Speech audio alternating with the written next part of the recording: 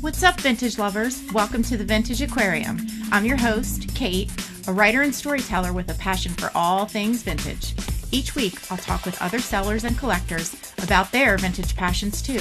We'll share tips and resources, and together, discover the stories and history behind our favorite items. It's time, so let's dive in. Welcome to the new episode of the Vintage Aquarium podcast. I'm Kate, your host. I've had some fabulous time off on vacation, but I have to say that I'm so happy to be back to the Vintage Aquarium and chatting with today's guest, Whitney Conard.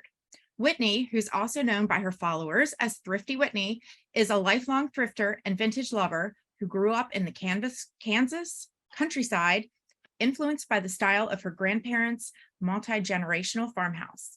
She was surrounded with things that she still loves to this day: dark veneered furniture, plates handed down through the generations, and quilts carefully stitched by her grandmother and great-great-grandmother. She brings a Midwest mindset to her own vintage hunt, honoring a rich history of frugality, craftsmanship, and making do with what we have. She believes deeply in the value of reusing items rather than buying new whenever possible, and loves to hunt for that perfect item for her customers. Whether it's a hand-stitched quilt, a piece of well-loved pottery, or a vintage needlepoint, she's ready to put these beautiful objects into new hands. Hi, Whitney. Welcome to the Vintage Aquarium. Hello. I'm just so excited to sit down and chat with you because talking vintage is my favorite thing. Me too. I'm so excited that you're here and that we've been able to connect through just our love of vintage. And I'm so excited to talk about your style and your history today and to share all of that with our listeners. Yeah. Let's dive in. All right, let's dive in. So you're from the Midwest, from Kansas specifically. Have you always lived there? Pretty much. So I'm born and bred Kansas, Southeast Kansas, in a rural small town.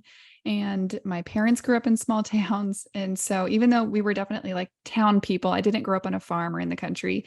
It's part of my blood. And so all except for 3 years, I guess altogether, the other countries I've lived in or places I've lived in are all on different continents. But within the US, I've always lived in Kansas.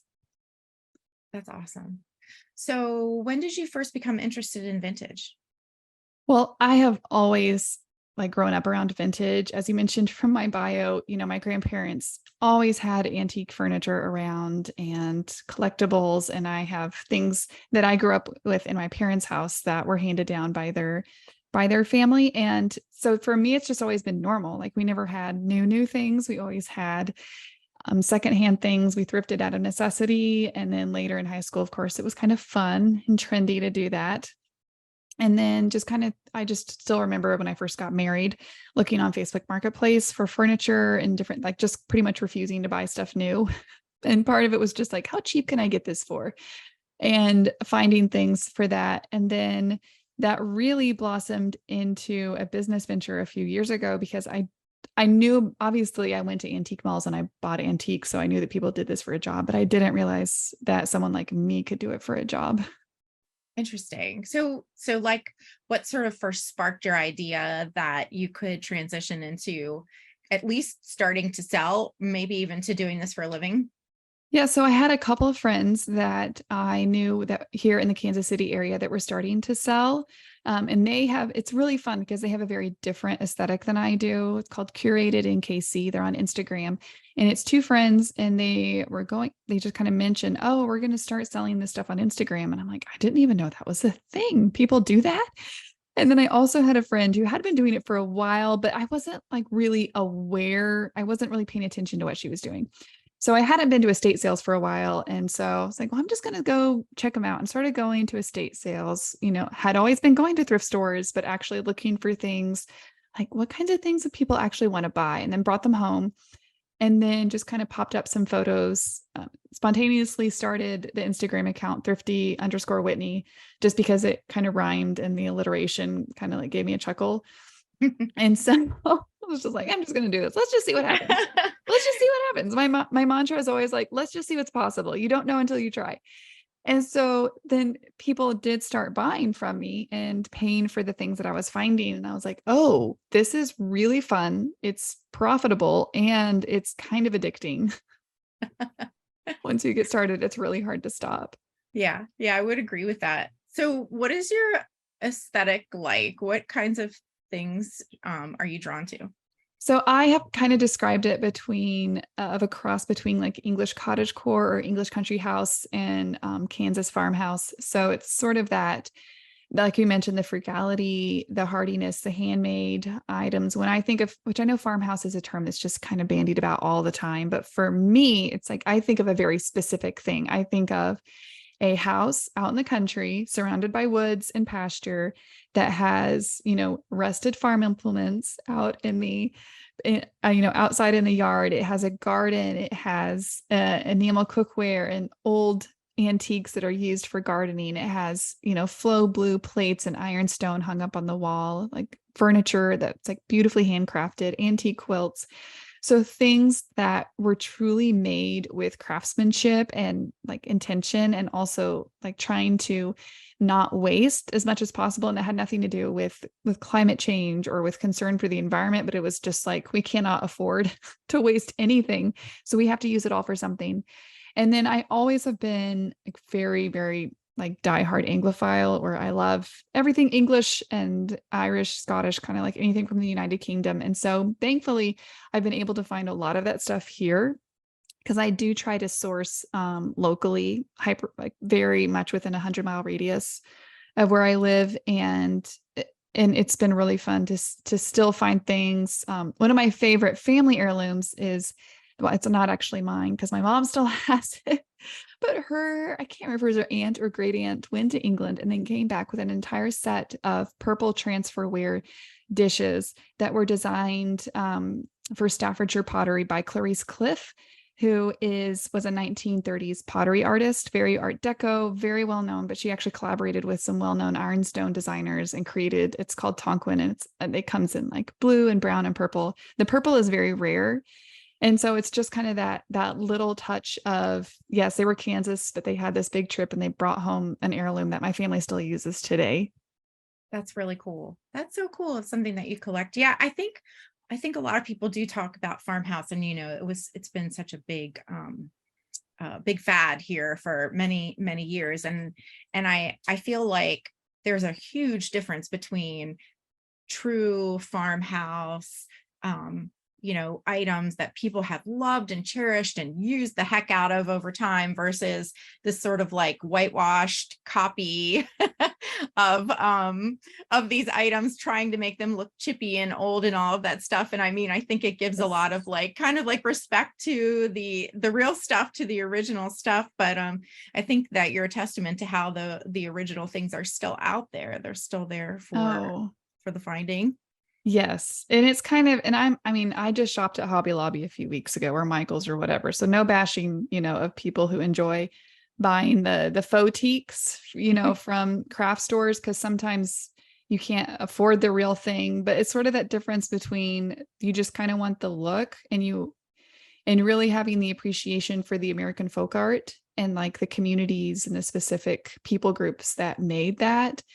And that's kind of why I geek out about antiques and history, is because it's like a portal into a specific time in history where you suddenly realize that shaker furniture isn't just a weird name for a certain style of furniture. It was actually like an expression of a specific people's group view of the world and how they were called to live. And that's just like a little sliver, and you see that with all different kinds of antiques and stuff. And so it's just the thing I love about the antiques is that you never stop learning. You really never stop learning something new. And I always see something new that I've never seen before, almost every day, or at least when I go out and hunt.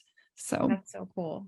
Yeah. So many things have been born out of necessity over time, or over people's desire to express themselves, and they use what materials are available to them. So you and I talked about this idea of folk art a little bit before. You had mentioned a few things that you thought kind of fit into that category, like utilitarian items that had an artistic sort of bent to them. Do you want to talk about that? Mm-hmm.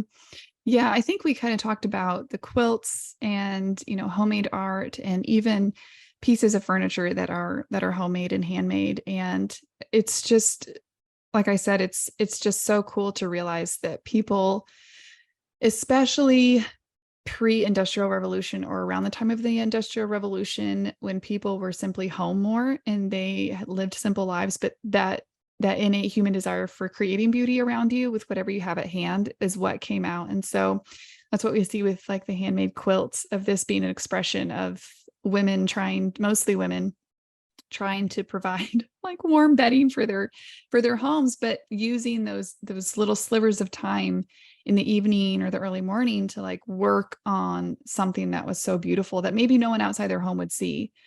And the same with paintings too. Like I just picked up a couple paintings at an auction last week, and there's names on them. Like I don't know anything about the people or where they came from, but I know that these artists saw this and captured this moment of beauty, like that now we get to experience 100 years later. And that's, again, just something that I really love about selling antiques. Yeah, that's really cool. I think that they have like an energy to them. I mean, you can just feel that passed down from person to person, even if they're not super old. I mean, even if they're, 40 years old or 20 years old. I mean, I think that if they've been pre-loved, like they have this great sort of energy to them. And I always love to imagine who the person was that used them and where they got them and how they were inspired to buy them, that kind of stuff.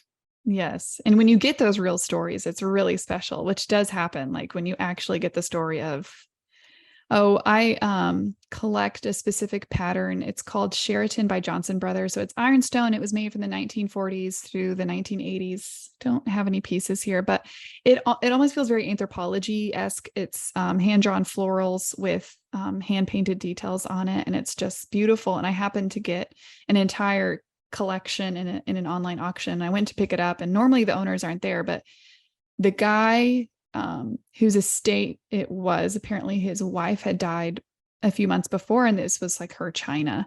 And he came up to me and told me how much she loved it and how he just started crying. He was talking about her. And I was like, this, just so you know, sir, like this is going to a family who will love it and use it for years. Like it's our special china. And then when I got home, there was like a piece of paper inside a cup or something. It said like China for Barbara or something. I'm like, well, not anymore. It's mine. Sorry. Whoops. And you'll have Barbara connection. Oh, because she wanted to give it to Barbara. Maybe. I don't know. I was just like, oh, well, not yours. Sorry, Barbara. Missed out. Well, I'm sure the fact that it's treasured is really what was meaningful to her. Poor Barbara. Poor Barbara. Oh my gosh. I wonder, that would be kind of funny if you were able to track Barbara down. So you started out on Instagram with your friends. How has your like vintage story evolved since then? Like, how do you describe your business now? Okay. So when people ask what I do, I was like, I have an online antique shop, and I sell primarily through my website, which is thriftywhitney.com. And I have definitely had a pretty accelerated journey. So I did start selling on Instagram and found that to be really, really fun. It's a very visual platform. And clearly when you're selling vintage home decor, the visuals are very, very important. And it's also very important that my customers, because they're trusting me to faithfully represent the item that they're buying. And sometimes these are pretty expensive items, and being able to like really show them what they're paying for without them handling it in their hands or touching it, or, being able to see it in person is really important. And so I was on Instagram. I started in April of 2021. And then by I think December, so I had a baby in the fall. I have this habit of like starting new entrepreneurial ventures when I'm pregnant. I don't know if it's the hormones like triggering creativity or something. Some people nest, I start businesses, so go figure. But anyway, so then realized that I could not scale up really very much more by staying just on Instagram, and that I really wanted a platform that could help me grow my audience. And so I opened an Etsy shop, and that did really, really well for me. So that was December. And then I can't remember exactly when it was. I think it was the following fall. It was in 2022 at some point. Basically, crunched the numbers and saw that I was driving 25% of my traffic from from Instagram to my Etsy. So 25% of those customers were coming. I was driving that traffic to them. And if I redirected that to my own website, then I would break even just taking that 25%, minus the fees that Etsy was taking, which I love Etsy. Etsy has been great for me. It's been a really great platform. The fees, if you look at, eBay or even antique stores or whatnot, the fees are very low. So to me, that was not unreasonable. But if you simply look at the numbers, opening my own website and then growing from there would just help me to recoup, basically keep more of my profit and just help also with my brand development. If I was trying to go to shows or, meeting other dealers or just networking with other people, I just felt it was really important to have my own platform, and the website is on Shopify. And since I've done that, I did not realize how much Shopify as a platform would help me even with my Instagram sales, because now I've started this year doing a lot of Instagram live sales. And those have been really, really fun and very successful. My followers really enjoy them. And it's just been a great, easy way to sell when I can't get a website drop together. So my business is primarily through my website, also Instagram sales, and I sell through my stories. So if I'm out shopping for stuff and people see things and they're like, hey, how much is that? Then I'll sell it right away. I have no problem, like this is all business. It's all for sale. And I try to not show something if I'm really keen on keeping it. And then I will be doing my first in-person market in the fall, and it's called Pony Creek Road Vintage Market, and it's in Cleveland, Missouri. So it's down south of the Kansas City area, and someone is opening up their farm property to have like a high-end antique vintage farm market. Mm-hmm. And it's with some really experienced dealers. So I'm really excited about that, because I do have a lot of really, really wonderful local customers, and they just pick up from my house, which is like really, really convenient. So that's kind of me. I still have my Etsy shop and I sell on eBay as well. So I'm kind of all over the place, but somehow it seems to be working. I have a virtual assistant that just started today to help me with some of the back end stuff. So I have a lot of plates spinning. Wow, you do. Yeah, you do. And a young one in your household. Three young ones. Yes. Yes. My kids are 9, 6, and almost 2. So the older 2 will be in school. They'll be starting school here in about a month. And then the toddler will be in parents' day out 2 mornings a week. So yeah, it's very busy.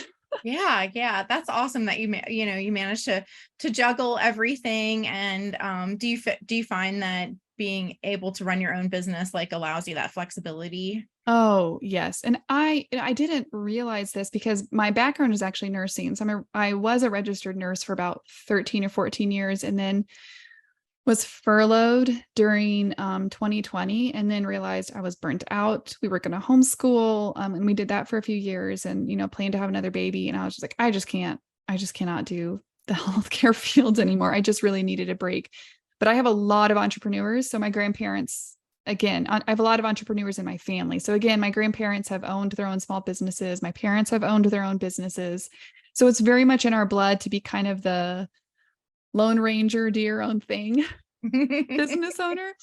And once I started with it, I realized it was just a very good fit for my personality and with what our family needed, because it's with 3 kids. I mean, it is a lot of work and stress to like manage childcare full-time or even part-time working. I was working part-time as a nurse, and it just got to a point where I was like, this is not worth it. Like, it's so expensive, or I don't have family that can, consistently babysit for us. And it's just the money that was coming in as a part-time was like, it's just not worth all of the stress it was putting on our family. So it has been a really, really big blessing for me to work from home, like be in charge of my own schedule, work when I can, and then be there when my family needs me. And I have a lot of help. So I have like a sitter here today and family that helps out as well a lot. So we have a lot of resources as well that makes it possible. That's awesome. I'm so glad that you've been able to make it work for you, and and that you're also enjoying being an entrepreneur as well as mom. It's really cool. So So one of the things I asked you to talk about when we discussed you coming on was quilts specifically. So I have a love for quilts as well, and textiles just in general. My knowledge is somewhat limited. I think that you have more knowledge than I do. But I thought that it would be great for us to kind of like chat a little bit about collecting quilts, caring for quilts, all of those things today. Yes. So how did you start? I mean, I guess you had some of these quilts in your family, but like, how did Mhm. you start kind of like collecting antique quilts?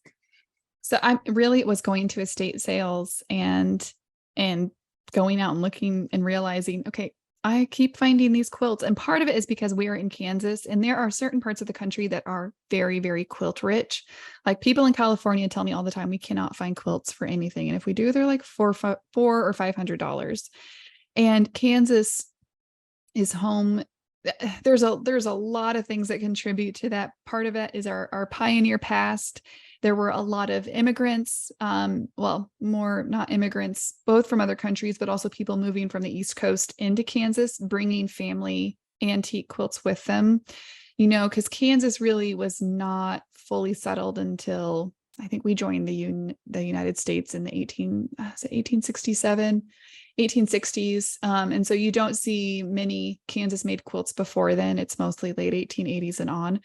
But we just had a really, really strong history of groups of women getting together and sewing together. I have this book. I pulled it and I'll show it later when we talk about books, but it's called Kansas Quilts and Quilters. And I was looking through it and there's this picture of a group of women sewing, and I'm reading it and I'm like, oh, that's in Lenexa. That's like really close to my house. This is probably going to be telling too much information about where I live, but anyways, it's fine. You can figure it out pretty easily. And I'm looking and it's described the church. And I said, wait a minute. And I looked at the picture again and realized this was a group of women sewing in like 1908 year, around about then, in the yard of the church that I now attend. Oh my gosh. Yeah, it was like realizing, because my church was built in the late 1850s, the building itself was.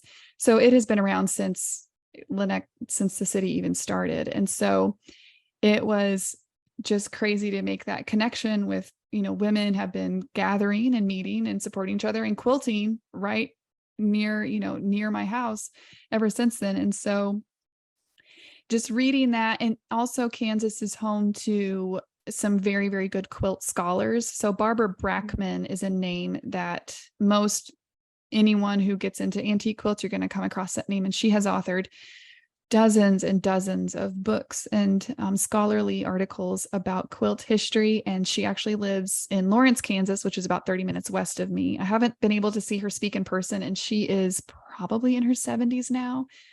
But there are a lot of people that in Kansas who love quilts. So kind of circling back, that's why I can go to, it seems like, to almost any estate sale in the Kansas City area, or I can go to an auction or go on an online auction, and I can almost always find quilts. They may not be very good, and they may be really ragged. They may not be the greatest, but we can find them. And I started buying them, and I had, a couple of friends who were helpful and just kind of guiding me. And what do I do with these? How do you price them? And it really just connected, I think, with part of my own story and my own history of knowing that my grandmothers both quilted. And I have a quilt that the top was put together by my great grandmother, I believe. And then my grandmother finished it by hand back in, I'm not sure when, but that she finished the quilt herself. And so that kind of quilt stays up, it's like a family history. And so having that and understanding how quilts were made and everything, it just made me so excited to share the history. And also because it's there are very strong connections with the history of women. Like, it's so interesting once you get into looking at the fabrics and the patterns used and the piecework, and how the color schemes that were being used were influenced by so many different things that were happening in history and happening with women, which is why you see, unfortunately, things like in the 1960s when, feminism opened the doors for a lot of women to go to work full time. There was a And you have the kind of like the second wave industrial revolution, kind of the space age, like you don't have to do anything. Here's a dishwasher, here's a can opener, look, you can open a can of soup and it's just like mom made all these frozen dinners, because women needed those time saving things because they weren't at home doing the things by hand that they had always done.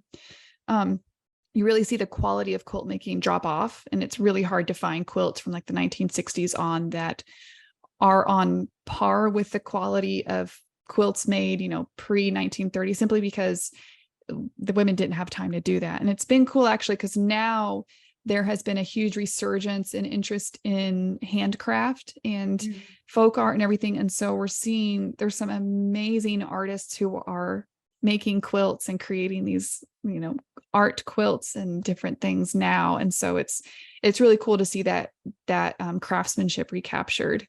So yeah, it's kind of like it's just such a cross section of so many interests, kind of combined into this one form of art for me. You have a really interesting point about the 60s. I guess I didn't think so much about that, but I find, I think that looking at what type of fabric, patterns and type of fabric that can help you kind of date a quilt. And I have a lot of quilt tops from that time that didn't get finished, Yes. I guess people worked on them, they just didn't finish them. And I love to see those and collect those, anyway, but it's really kind of interesting, like the post feed sack era when, people were, I guess women were just getting kind of busy and they wanted to still do this sort of thing, but they just never got around to finishing it. So I can relate to you, because I think that I live in another one of those areas that is very rich in handmade history. And that is sort of like I'm like between Baltimore and Lancaster, Pennsylvania. Oh my gosh. Like Located right smack in the middle there. Now I understand, because that is Lancaster County. That's on my bucket list of someday I want to take a week-long trip and just spend it in Pennsylvania. You would enjoy that. You're welcome to come stay at my house if you want to do that. It's just a couple hours away. And so Lancaster is I think more Amish live, like towards that area, but we have a large Mennonite population sort of between there and where I live, which is the tippy top of Maryland, right on the Pennsylvania border. And oh my gosh, the quality of craftsmanship in the quilts. I mean, that because they will not only do all the piecing by hand, but they'll do the quilting by hand. And it's very popular here. And oh my gosh, just some of the designs and styles that you see. And it's still, it's still going on. Like today, obviously you can go into the country market and find all of these beautiful handmade quilts that are just using, the most modern fabrics and things like that, and more modern designs. But in the auctions too, I do see, I could see five quilts in any given auction at any point in time. And I just love seeing all the different patterns and the different colors. But you're right. Sometimes they're pretty ragged because they get used. Yeah. They definitely get used.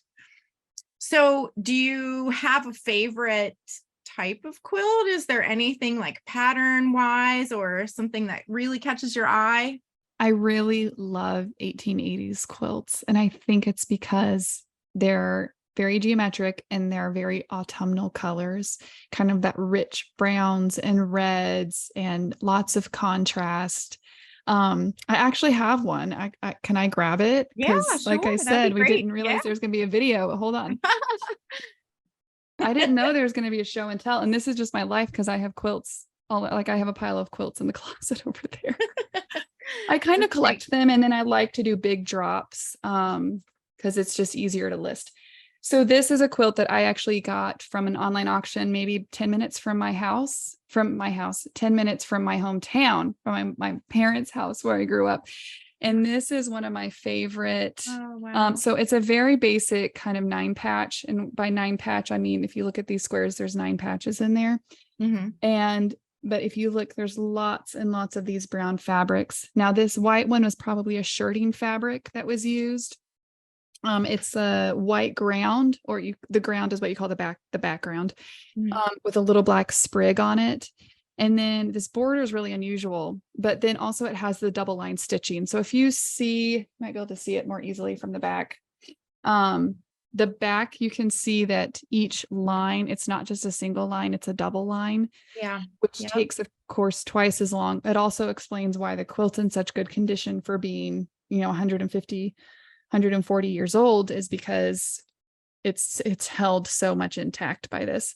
So just these colors and these fabrics, and again, you can study some of these fabrics really close up, and it's just so cool to see the printing designs used. And once you understand how the dyes were applied, how they were printed, how different colors were combined to make, how blue and yellow combined to make a green, it just opens a whole new world of understanding how they were put together. So that's definitely that's one a of mine. beautiful 9-patch too. I mean, usually you don't see them that small. Those are smaller. Yeah, it's a small one. And again, the border, the way that it's kind of that zigzag with the inset white into the brown is very different. I have that because I still haven't decided whether I want to sell it or not. I love that. I love that zigzag too. Oh, it's so creative and just really unique. And I have another one, which you can't see it. So this office leads into our bedroom, and I actually have a quilt hanging up that's probably circa 1860s. And it's done with vegetable dye. So a lot of the older ones, the really, really old pioneer quilts, they would make their dyes from vegetables or plant materials at home. And it's a very basic friendship pattern. Sometimes a lot of the greens will fade out to brown. So if you see a red and brown quilt, it probably was red and green at some point. But this one, we were reading, I think, Little House on the Prairie, and there was a little drawing, by Garth Williams. He did all the illustrations for the books and realized that the quilt looked very, very much like that. So I have it hanging up on our wall in our bedroom. Just, again, haven't quite emotionally distanced myself from it enough. And I don't keep a lot of antiques, or like my actual quilt collection is probably 7 or 8. Because I just feel if I'm in this as a business, I cannot let emotions dictate, about keeping, because I would keep everything because I love it all. But sometimes things strike a chord, or you realize like I will never find another piece of this quality again. And I just, picker's choice. I'm going to hang on to it for a while, because once it's gone, it's gone. Like once it's sold, I can't get it back. Yeah.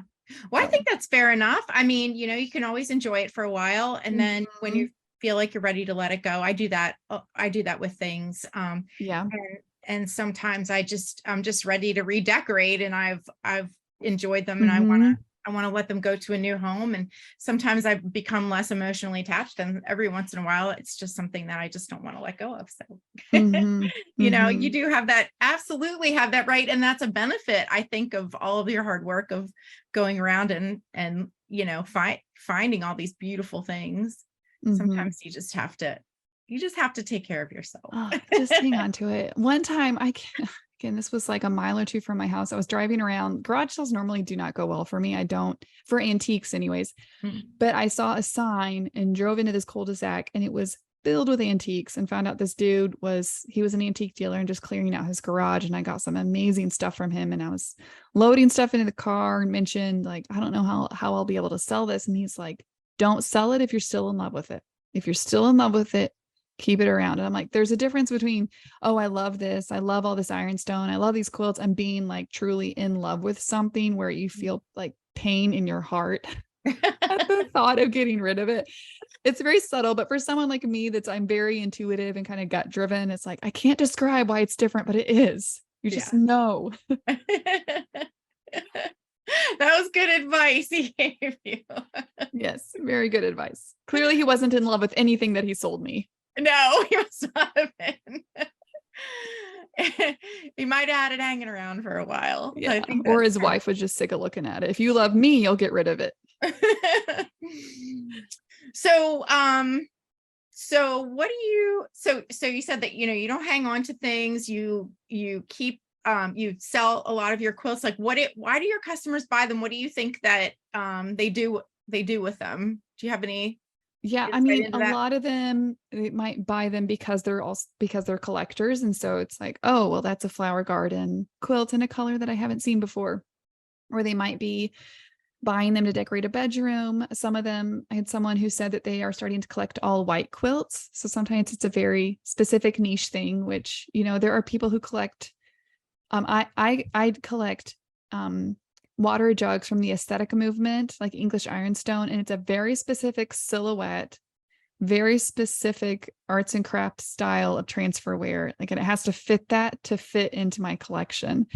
So there's people who do that with quilts. Like, I do all red and white. We have the Kansas City Chiefs here in Kansas City, of course.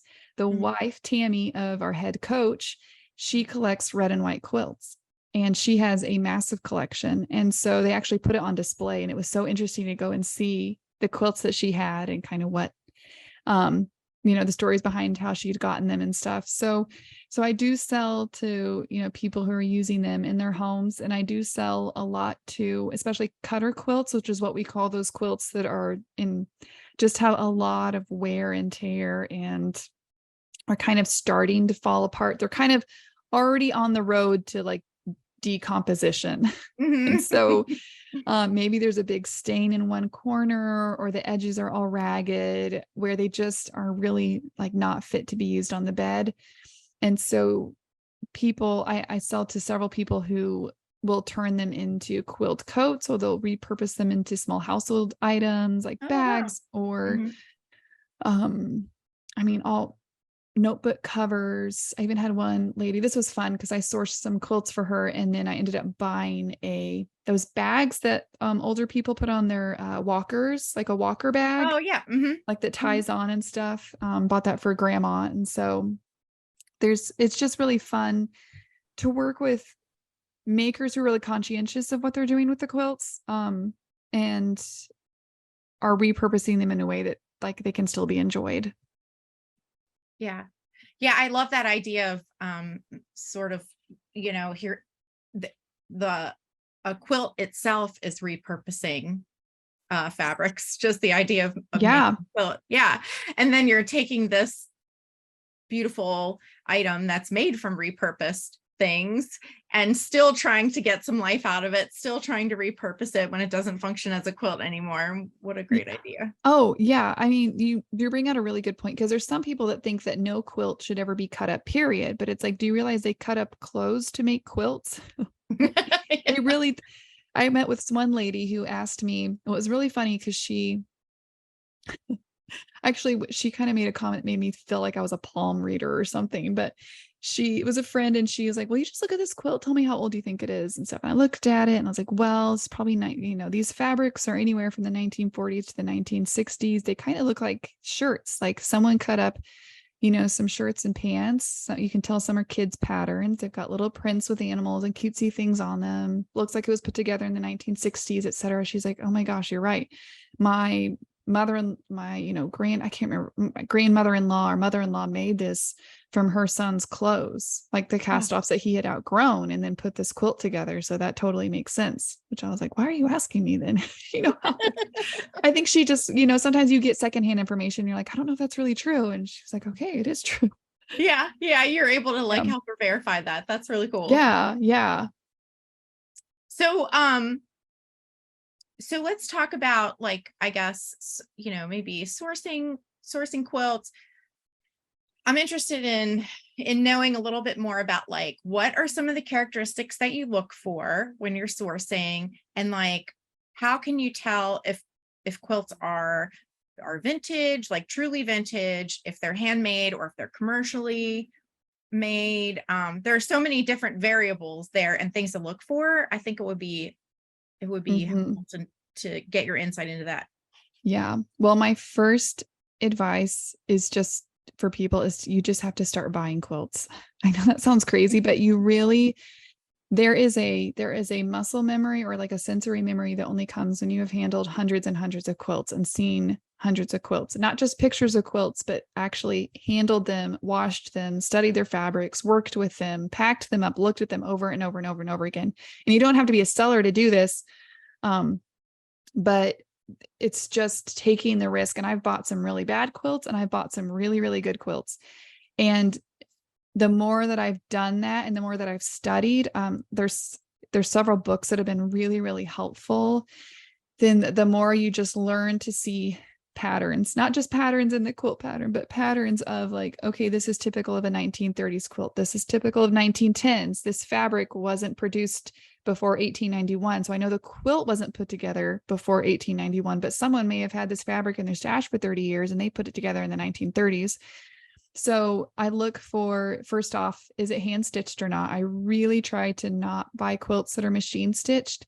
There's nothing wrong with them. I use machine stitched quilts on our like kids' beds, but if I'm looking to put it in my shop, I do try to find them and quilted, even rewind. If you're, if listeners, if you don't know how a quilt is put together, let me rewind, because even understanding that, once we get into the technical details, it'll help make sense. So a quilt is a sandwich. You have the quilt top, which we mentioned. The quilt top, let me just grab my quilt. I'm so glad there's video. I'm so glad. So this is a quilt top. So I'm going to tell you how traditional quilters put their quilts together. And then you'll understand, once we start talking about commercially imported quilts, you'll understand why. You'll immediately see what I'm talking about. Because I have one here, actually. I'm so glad I didn't get rid of it yet. I have an imported quilt that someone gave me. So this quilt, this is the top. So all these are pieces that someone cut out and then they sewed together here and then sewed to the border here. These are setting blocks or alternate blocks. There's different words for this. This is the piecework. There's also a type of quilt called applique where pieces are cut out and then sewed on top of a white base, but this is pieced. So this is the top, and then you have the binding. Okay, then you have the backing. Let's start with that. Then there's the backing, and sometimes the backing is patterned. It'll be pretty, or it's just a lot of times with the older quilts, it'll just be a white muslin. Yeah, and then I've seen it too, where people have pieced the back together from a couple of large pieces of fabric. You can always tell that those are handmade because a manufacturer would just always use the same fabric on the back. Absolutely. And you'll see sugar sacks. Also, some people will take flour sacks or sugar sacks and use it for the backing. The batting is what goes in between these two. So the batting, cotton batting is still in use today. And sometimes when you hold it up or you're washing it, you can see little flecks of plant material in there. That just indicates lower batting quality. It doesn't necessarily mean that it was older. But then polyester batting, I always forget my date, but polyester batting or synthetic batting came into use in the late 1940s. So if something has polyester batting, that means that it was put together and finished usually like, post 1948. Now the fabrics may be older. The top may have been made 50 years before or 100 years before, but that quilt was not finished until the late 1940s or afterwards, if it has polyester. And the difference between cotton and polyester batting, if you Google and search there, part of it again is feel, the way that I can rub a quilt and I can feel what the batting feels like, or washing it, or if there's some open areas, I'll pull some batting out and you can do a wick test where you burn a little bit of it and see how it reacts with the heat. Yeah. Because polyester essentially is plastic, right? I mean, yes, it melts. And cotton batting smells like burnt hair. Yeah. So it does. It's a really easy way to tell. And then the binding, of course, the binding is normally put on. So this is binding. Hopefully you can see that. You can see here that it is a separate piece of fabric that's been sewn on. And sometimes people will just have extra backing and they fold it over. So I always say it's bound back to front, or it might be bound front to back. So, and then you'll also look at the quality of the hand stitching you want versus machine stitching. And the machine stitching, the stitches are really, really close together, like touching, whereas hand stitching, even if the stitches are incredibly small, there's still a little bit of space between them. So those are the things I look for when I'm trying to determine, is this quilt an American handmade, homemade quilt? Okay. So, and then obviously condition, stains, odor, holes that go all the way through the cloth are really hard, because if as a seller, I'm probably not going to buy that quilt unless I know that I'm going to be able to sell it to a maker, because most people who are buying for their homes or collecting are not going to buy it unless it's a really extraordinary quilt. Like I sold one that was has signature quilts. So it had dates and signature from the 1850s from a specific area in Ohio. And it did have some holes around the edges, but a collector wanted it. Mm. So, so if we're talking about, you mentioned commercially made quilts. So this is, okay. Do you really want to deep dive? Sure. I love to deep dive. That's what we're all about. Okay.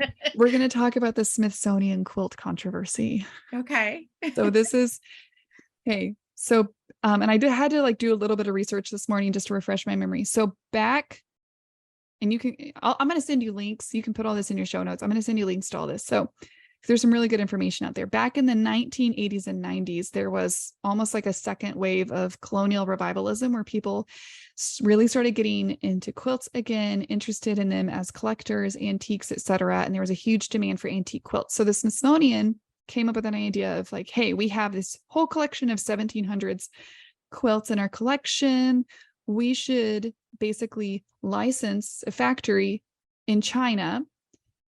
We should license a factory in China to make these quilts for us. And then we can import them into the US and sell them. And people can have a really cool quilt that looks historical for hundreds of dollars instead of thousands. Well, quilters and quilt historians revolted. They absolutely went up in arms because they're you are using Chinese factories to make quilts that are going to look like antique quilts. People won't know the difference. You're going to flood the market.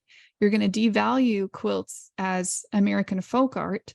And quilters were canceling their memberships to the Smithsonian. They were lobbying Congress to make it was a really big deal. Wow. So finally, Smithsonian stopped doing that, but the quilts were already in the US. And then you have all these department stores like Sears and JCPenney's who are, of course, following the trends, and they jumped on it too. And they started getting their factories in China to make quilts to sell in America in the department store.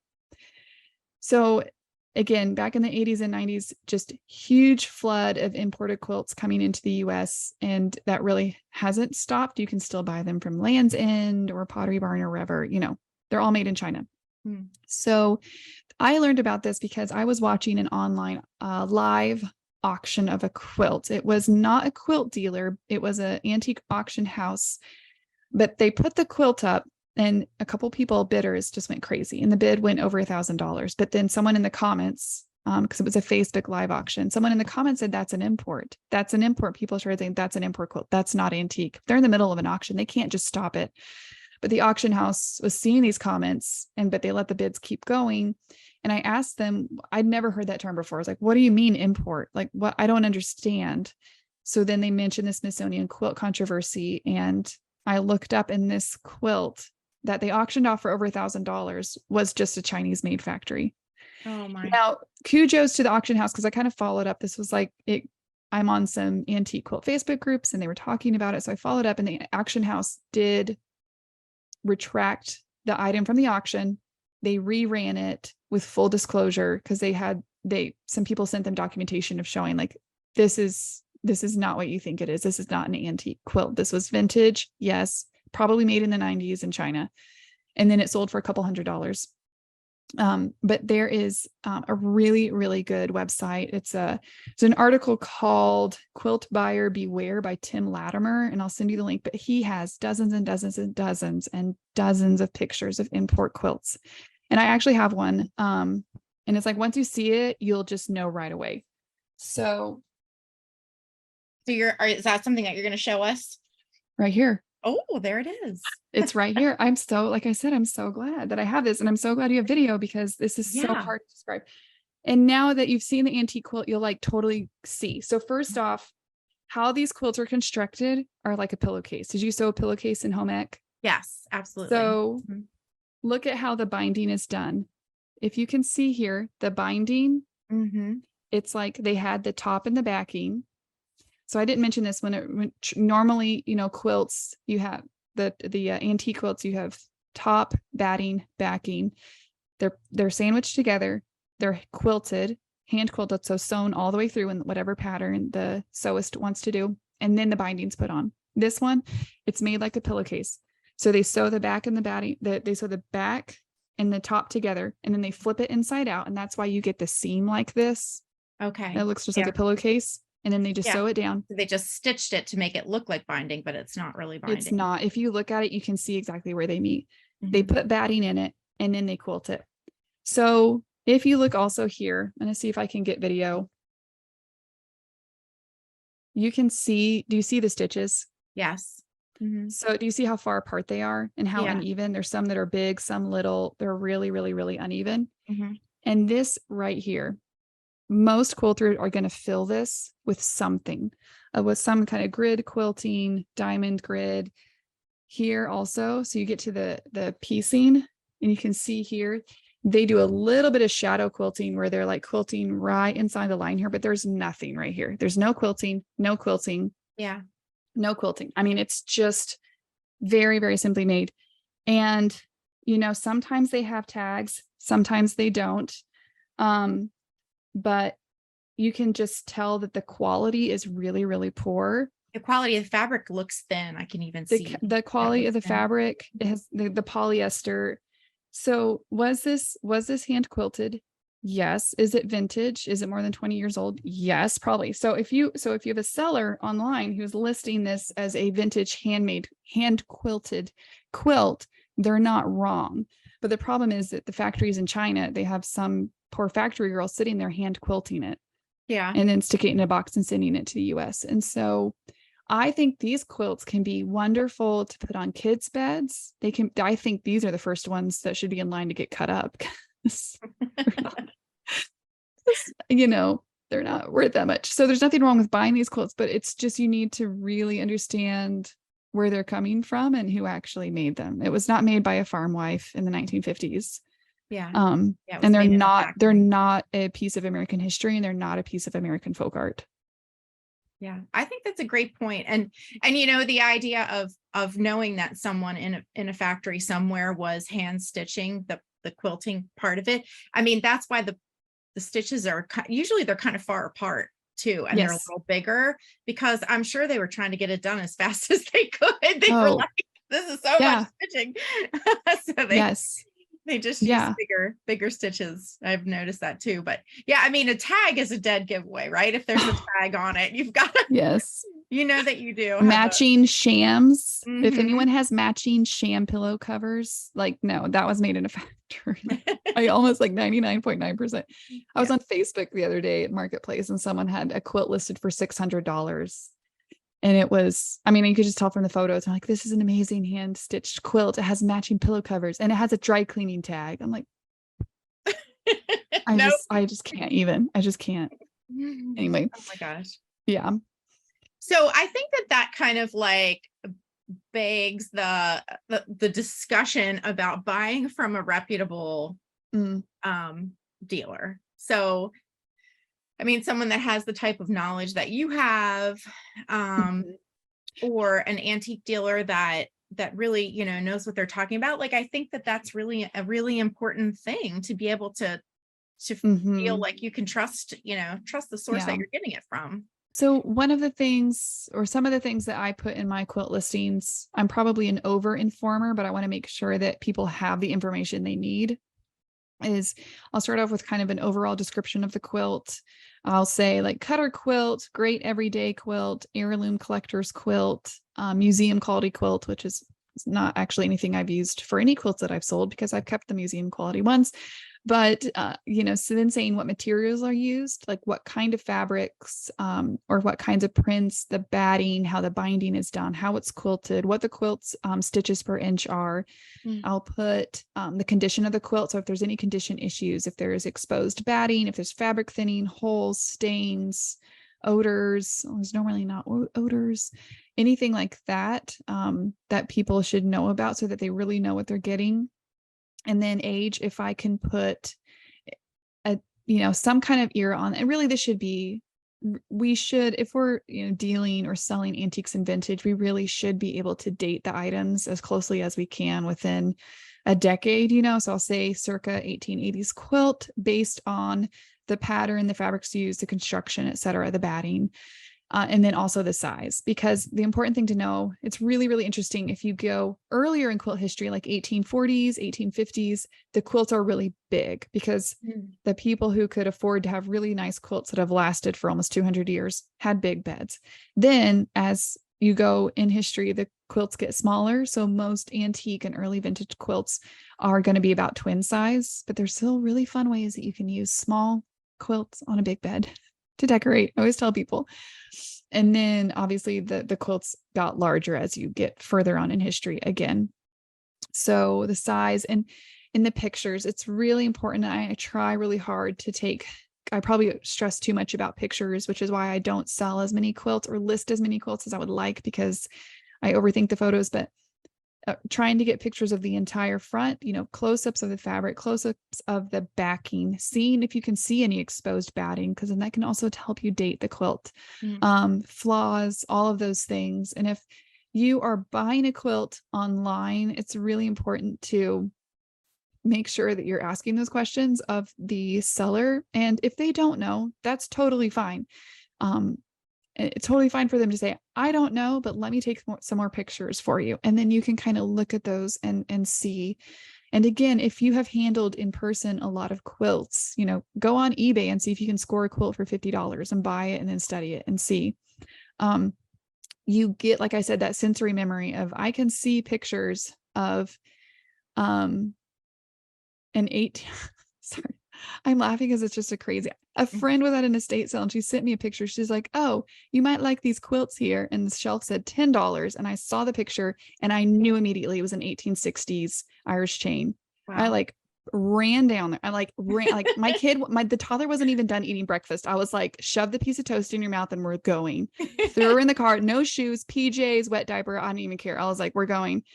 And just like knew from the, like, you can, once you do this so often, you with your, like, you see it with your brain and you know that what the fabric feels like, because you're seeing those close-up pictures. And so just making sure that, don't be afraid to ask for more information. Because if they're a good seller, if they're really doing their due diligence, then they'll do whatever they can to get you that information. Yeah.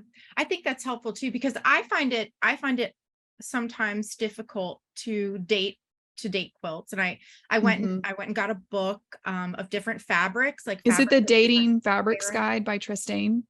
Yes. Yep. That's an excellent book. I love that. And it just shows all different kinds of patterns and colors. And you can definitely see the themes as time goes on. But sometimes you can get a quilt that's been pieced from different types of fabrics from different eras. They might have started at one point, finished it at a different point. Yes. And I think that can be a little bit, make it a little bit tricky to date it. So what do? You kind of go from the latest, you sort of look at the last, a quilt is fabric. Yeah, a quilt is only as old as its newest fabric is, or batting. Because one time I had a Jacob's Ladder quilt and the top was very clearly 1880s, 1890s, but it had polyester batting. I was like, what is this? It didn't make sense. Even the backing looked old, the binding, but it came from the estate of a quilt restorer. And so I think she just got the top and she had old fabrics to match it and she put it together. So literally what I stated was, these fabrics, this top was likely put together late 1800s. The batting is polyester, likely finished, post 1950. So that's all you can say unless it's dated. And fortunately not. I mean, I have gotten some quilts that are dated and signed, and that's incredible to get that provenance, to actually have the history of the quilt and who made it and when and everything. But I love to see that. Yeah. I have one that I got in my hometown that from a family that I actually knew growing up, and it is dated and signed. Melinda, it's still in my shop if anyone wants it. It's a crazy quilt and it's amazing. And I actually went back to the family and bought some more things from their estate. And she gave me a picture of Melinda. She gave me a little obituary, her life story, her birth date, her death date. So I realized she was 16 years old when she made this quilt. Oh, wow. I mean, it's just like, oh, I mean, just total, that's the kind of stuff that when you sell antiques and vintage, you just live for those moments where you can place it to this, you can take the pen and put it down on the spectrum of history and be like, that's when that happened. That you can know this was going on in the world when Melinda was 16 and she was putting this quilt together. How neat. Yeah. Yeah. When and where, all of the details. So we didn't actually talk about crazy quilts. I have noticed that a lot of them are at least dated.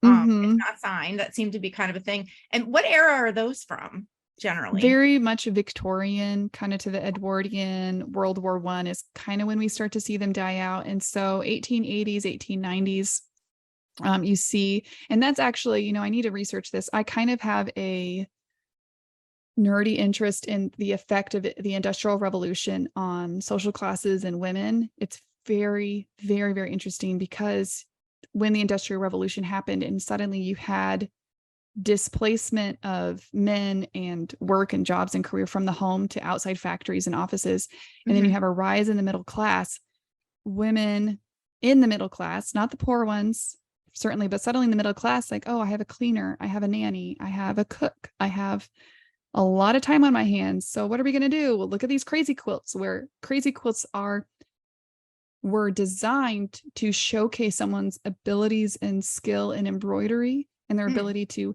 collect different kinds of silks and fabrics and wool and suiting. That's why you see also all this like really, really fancy fabric. It was not someone's stash that they were scrounging through to kind of piece together this quilt. If you look at the fabrics that are used, they're like really nice. Like this is like evening gown leftovers, right? I have noticed that. Yeah.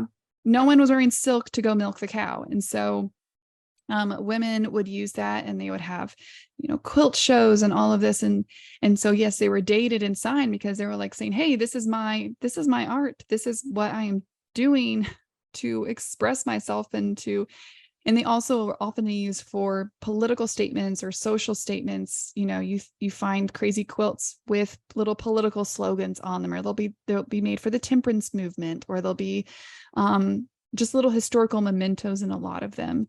So it's really interesting. Again, it's like one reason I love quilts is that you can trace the history of society and the history of women through how quilts were designed and put together, and even the colors being used and the fabrics being used. It's all a reflection of what was going on in society at the time.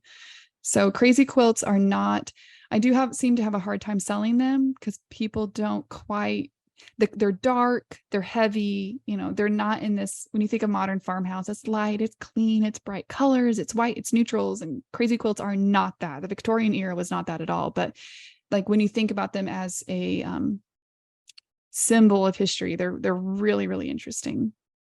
That's just fascinating. So fascinating. I'll try to put a link to a crazy quilt, some crazy quilt information in the show notes. So that way we can, people can take a look if they haven't ever seen them. But yeah, they're really, really unique and dark. Yes, they have a lot of dark colors.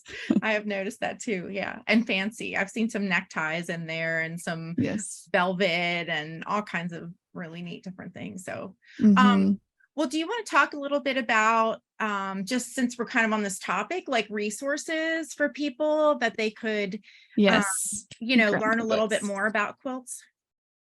Yeah. So I do think that old books, are the best place to really learn. There are online resources, but I have learned way more from books. So Barbara Brackman, which I know I mentioned her earlier, she has written a lot of books, and this is called Clues in the Calico.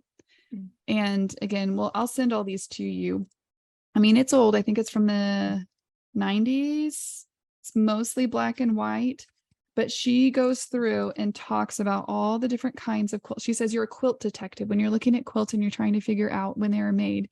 Clues in techniques, clues in color and dyes, fiber and fabrics, even like how many ply of thread is the quilting thread? Was it 2-ply or was it 3-ply? Because they didn't use 3-ply till after this day, like all like really nitty gritty stuff, patterns and style, kind of like, okay, red and green quilts were very, very significant in this time and period, 1850s, unless you're talking about colonial revival in the 1920s and, just those kinds of things. And then she also has another book. I have the applique one, but I don't have, I don't know. The other one is really big. So she has two books. I mentioned applique. Applique is when you have the pieces that are sewed on top here. So Dresden plate is a pattern that some people might be familiar with. That's probably the most popular applique. But this book, as well as her other one, the Pieced Encyclopedia, is a little easier to follow, but it has all the different pattern names and kind of different sources of where those patterns were first seen. And that's a huge resource if you're just trying to nail down a pattern name. And then this book I find is a lot easier to follow. It's called Carrie Hall Blocks. Now, Carrie Hall was a quilt historian in the 1930s. So again, colonial revival, when she started, as well as other women, started really documenting quilt history in America. And the reason I like this one is that the plates are in color. So it's a little bit easier. Brackman is all black and white, but this one has color pictures, so it's a little bit easier to match them. Now, I will say this was put out by the university. Sorry, this is American Quilter Society, but all of her, Carrie Hall basically collected quilt blocks and documented 800 quilt patterns. And then that entire collection, and she did this back in the 30s, that entire collection was given to the University of Kansas Spencer Museum. You can access all of these online through the Spencer Museum's website. If you just search Carrie Hall Spencer Museum, you can browse all of them, because this is not, it's alphabetical, whereas Brackman is it's organized. It's organized by how the pattern, how the pieces are put together. Oh. Square, triangle, freeform, whole top, etc. But the colors are really good. And then if any state that you live in, I guarantee there's probably a book that talks about the quilt history in your state. So I have one for Colorado, for Missouri, and then I have one on Kansas. And it's just so interesting. Like, they go through the historical time periods. They talk about the Victorian quilts and crazy quilts. We also, the other reason Kansas is really, really well known for quilts is because some of the first writers for quilt patterns came from the Kansas City area. And so we have, again, a lot of history. They would publish all of these quilt patterns, like a new block every week in the newspaper. And so a lot of those came from there. There's also a few Instagram accounts that have really, really good quilts and great education about it. So Monarch Landing Quilts is run by Maria, one of my really dear friends, and she lives in Wichita. So she is another Kansas quilt seller. She only does quilts. And then Potter's daughter is Sarah Durst out of Alabama, and she is a quilt seller and maker. So she does quilt coats, and she has some phenomenal educational resources on her Instagram account and on her website. She kind of has an archive of quilts that she sold, and she just, I mean, the uniqueness of her quilts are wonderful. Excuse me. And then Sarah Locasio is in New York. She's at Caravan Quilts, and then she has, again, just wonderful eye, and she sells a huge variety of quilts, all conditions, all sizes. She has broderie purse quilt tops from the 1840s up onto like very modern, not very modern, but much more recently made quilts, and just gorgeous photography too. And then one more, Jennifer Rowe with Flying Geese. It's been so fun seeing her business grow over the past few years. And then there's also some women who've been doing this for decades. So Cindy's Antique Quilts on Instagram also. She's just the most amazing, incredible quilts over and over. She just posts constantly. She's out of Oklahoma. So a lot of Midwest people. So yeah, there's some great accounts to follow. And again, you can just see and train your eye to know what you're looking for. Oh, those are such great resources. Thank you so much for all of that. You really did your homework. I appreciate it. Try to have stuff prepared for you. Oh, you are. So, I think, well, I guess I'd like to, maybe tackle one more question, and then we can do a couple of fun things before we have to go. So I guess as far as cleaning quilts, this is Mhm. always the big question. Do you clean your quilts? Do you not clean your quilts? How do you clean your quilts when you have them? What constitutes being worth cleaning and not worth cleaning? There was this quote from a quilt historian and seller and kind of a quilt scholar, Xenia Cord, and she said, "If you ever feel the impulse to wash an antique quilt, just lie down until it passes."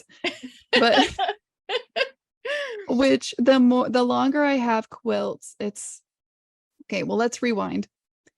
If it's a vintage quilt, if it's like 1940s on, I'm I'm probably am going to wash it.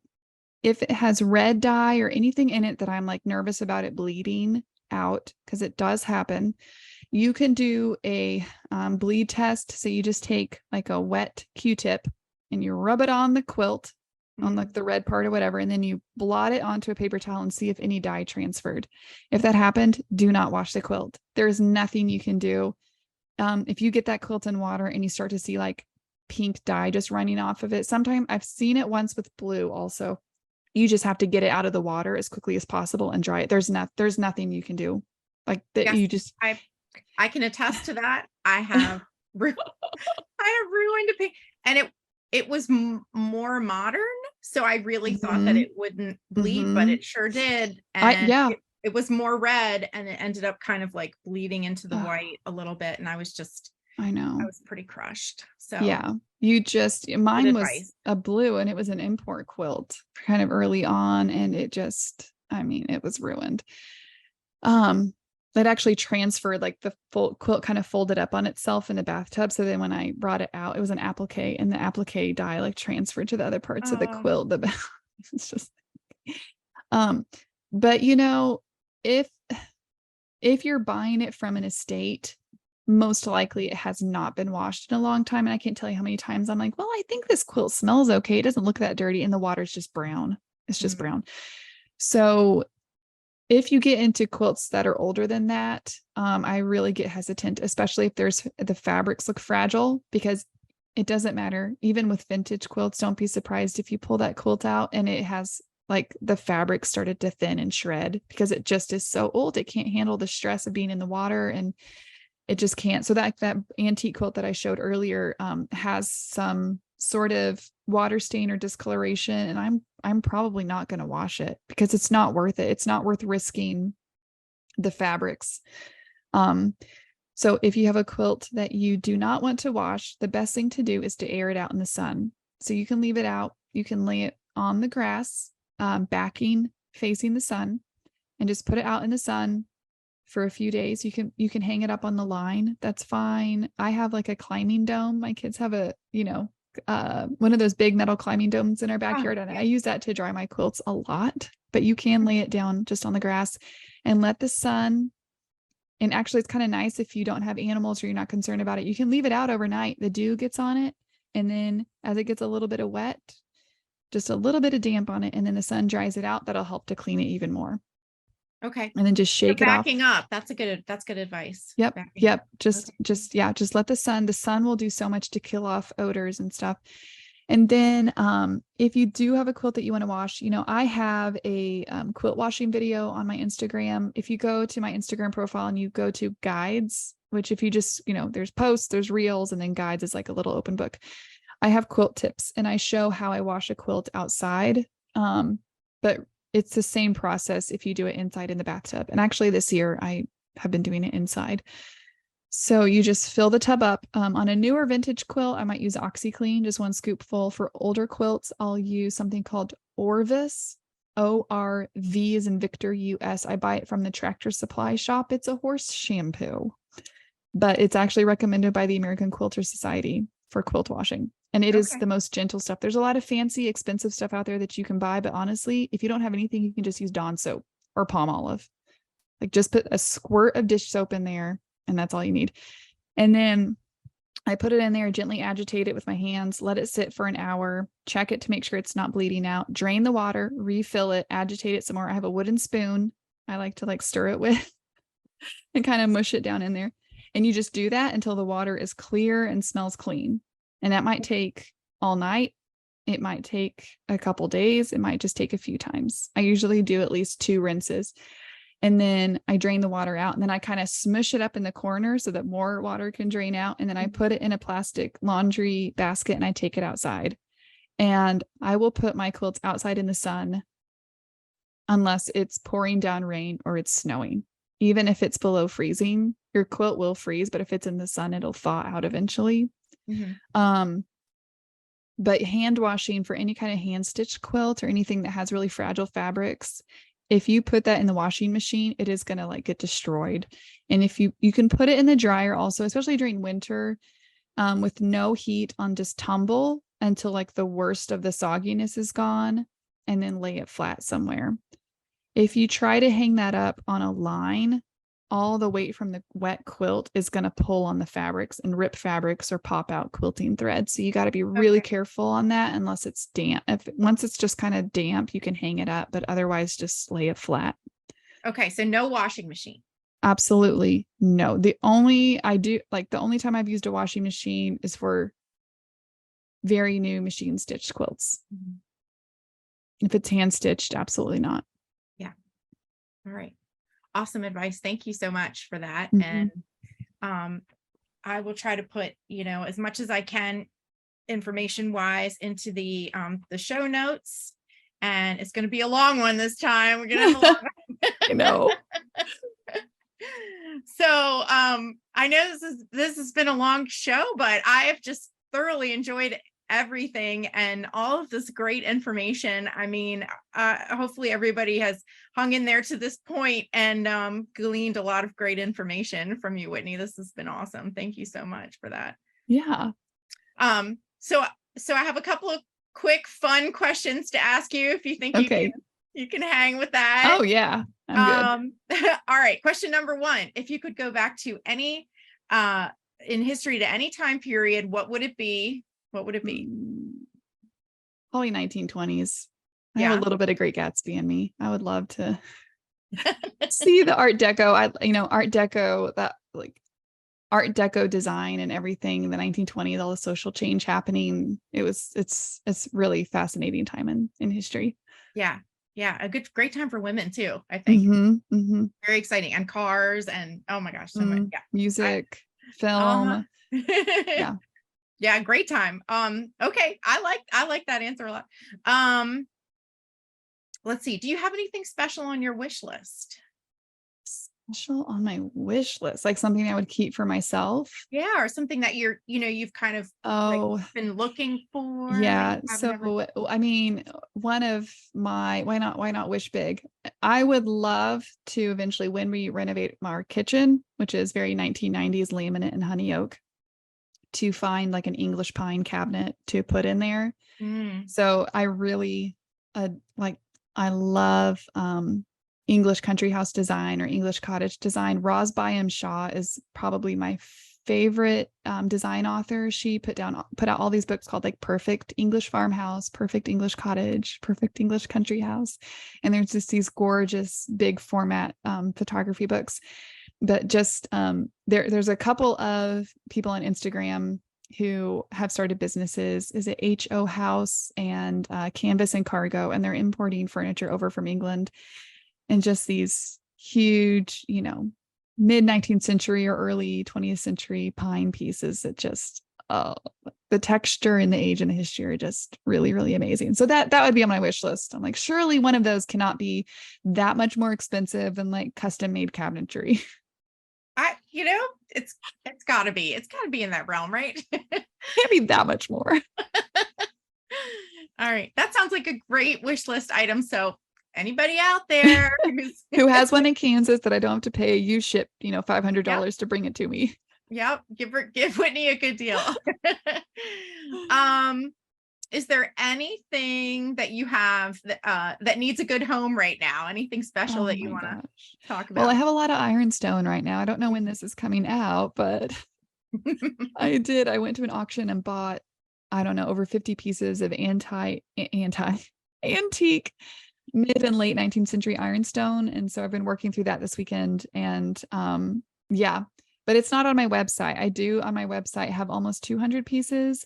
There is this one really amazing piece that I cannot believe has not sold yet. So it's this very chippy aqua blue set of drawers, and it's a size that you would sit on the top of a table, and it has like the antique hardware, and just the crazing in the painting and the color is just, it's just killer. I have dropped the price so much on that.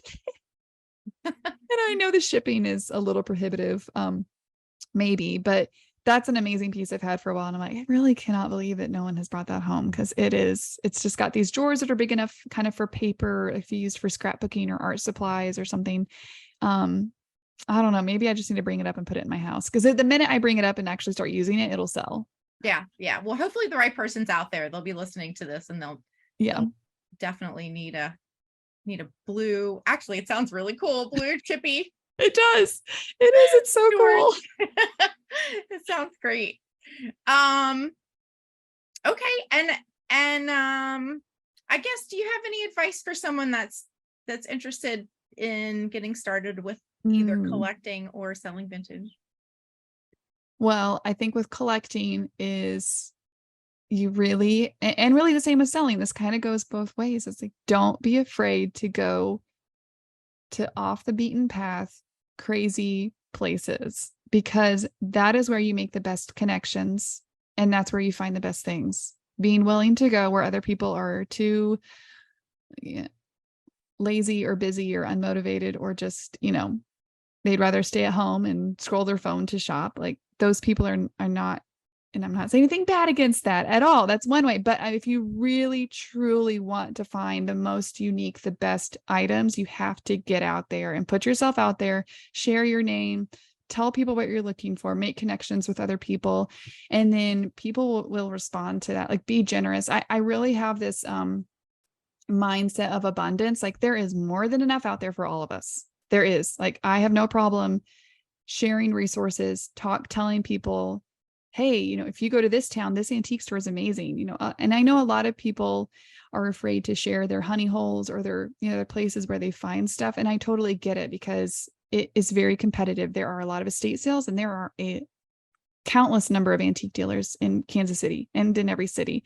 There's a lot of competition here. It's very stiff, and it's a little scary sometimes. So I can understand why people are afraid that if they share their sources, that they won't have anything left for themselves. But I also know that I can't support every single small business on my own. Like, if I have an antique store I love that I only shop at once every 4 months, like, I can't keep them in business. And if I don't tell other people about them, they won't stay in business. They won't be around, so I really do want to promote them and help them thrive, because I just think that when they thrive, it's an ecosystem. We all thrive, and we're all going to do better. So go to the small towns, find the places that aren't even on Google Maps or Facebook. I have some of those, and really put yourself out there, and you'll get hooked to it, and you will meet the coolest people, and you'll just have the time of your life. That sounds perfect. All ships rise together. Yes. A rising tide lifts all boats. Yep. Yes, absolutely. And you're right. I mean, I love going to those little off the beaten path shops, and people are just so friendly and so interesting. They always have so much knowledge that they're willing to share, and you just find some really cool stuff. So just get out there, people, get out there and do it. Just do the work. Okay. Do you have any upcoming, you want to share your socials, any upcoming events or anything that you have going on? So if you join my email list, which is through my website, I try to keep a regular email about sales that are coming up. I also let people know when I've dropped new items to my website. I'm on Facebook at Thrifty Whitney Shop. I think I don't know. Stuff just goes automatically from Instagram to Facebook, and I really don't pay that much attention to it. But Instagram is thrifty_Whitney, and I'm very, very active on there. And you always can see at the top of my profile, the feed, I have a pinned post that has all my upcoming Instagram live sales and website drops. So that's kind of the quickest way to see what I'm up to. And then I'm not sure, when is this going live? Next week. Should be next week. Oh, cool. Okay. So if you're in the Kansas City area, please come say hi, send me a message or something, because I love meeting other locals. And I'll be doing the Pony Creek Road Vintage Market last weekend in September. So that'll be my first official pop-up. So it'll be fun. There's going to be hay rides and bonfire and cider and stuff for the kids, and lots and lots of other antique vendors. So it's going to be a lot of fun. I'm excited for that. That sounds really fun. And what's your website address again? Just so. Yeah, thriftywhitney.com. Thriftywhitney.com. Very easy. All right. And they can also find you on Etsy, right? Yes, but don't buy there. Oh. I mean, again, buy direct. That's why I set up my website. That's why I set up. I mean, yes, you can check it out, but you'll find better. How do I say this? You'll find better deals on my website. All right. Fair enough. That's fair enough. Well, thank you so much. Oh my gosh, this has been so like enlightening and fun. And it's been so fun. You are absolutely welcome back anytime. I know that you have you sell other things, and we have all this other stuff that we didn't even get to today, but we'll have to get back together again. Yes, I do. Just to be very clear, I do sell way more stuff than quilts. Yes. But I love to deep dive into something that I'm really crazy about. So, well, and I appreciate that, because that's, really one of the goals for the Vintage Aquarium is to, try to give people a little bit of a deeper, a more in-depth knowledge about stuff, and to really dig into that, because, there are so many different topics to talk about. And I think that having that extra knowledge can really help you identify things and thrive, and really learn about what you're looking at and stuff. So your wisdom is very helpful. So, all right, folks. Well, I'm just going to say, don't forget to help spread the word about the Vintage Aquarium. Please subscribe to the podcast and on YouTube to receive notifications when each episode drops. Click on that like button if you enjoyed the episode, and follow us on Instagram at Vintage Aquarium. You can find the Vintage Aquarium podcast on YouTube, Spotify, Google Podcasts, and Amazon Podcasts. Just ask Alexa to play the Vintage Aquarium podcast. We'll see you guys on the next episode.